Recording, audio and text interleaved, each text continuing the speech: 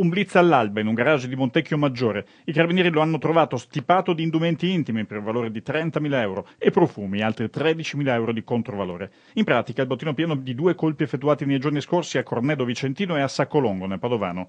Così come l'hanno trovata, la merce è stata restituita ai negozianti disperati che già temevano di chiudere la loro attività.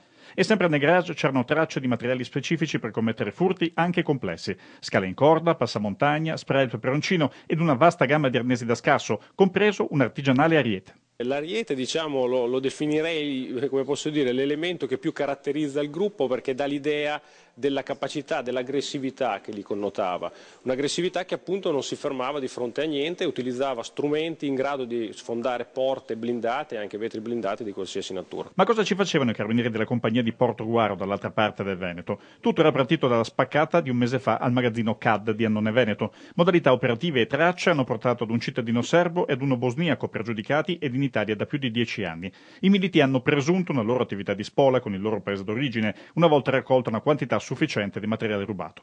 La merce poi che fine faceva? Che viaggio faceva? La merce, allora, questo lo stiamo ancora ricostruendo in maniera dettagliata ed è ancora in fase di indagine, ma è verosimile dagli elementi che abbiamo che venisse poi spedita, trasportata, anche qui vediamo con quali modalità, non siamo ancora in grado di dirlo, in altri paesi e segnatamente in paesi della ex Jugoslavia. Là i prodotti venivano rivenduti al 10-20% del loro valore. Il magazzino sequestrato avrebbe quindi fruttato dai 10.000 euro in su.